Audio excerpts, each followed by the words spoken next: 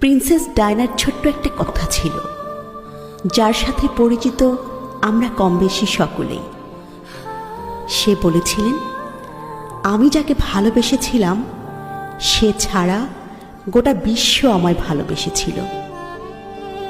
সৌন্দর্য, ব্যক্তিত্ব কিংবা আভিজাত্য কোনো কিছু দিয়েই প্রিন্সেস ডায়নাকে পেছনে ফেলবার মতো কেউ তার মৃত্যুর এত বছর পরও আসেনি।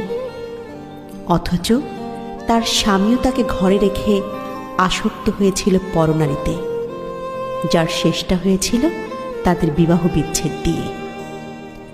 তোমরা অনেকেই বলো না, গুছিয়ে না চললে, নিজেকে সাজিয়ে না রাখলে পুরুষ হাতছাড়া হয়ে যায়। আসলে এটা পুরোপুরি মিথ্যে, বুঝলে? যার মানসিকতা নোংরা তার ঘরে হুর থাকলেও সে কাজের মেয়ের পেছনে ঘুরে বেড়ায়।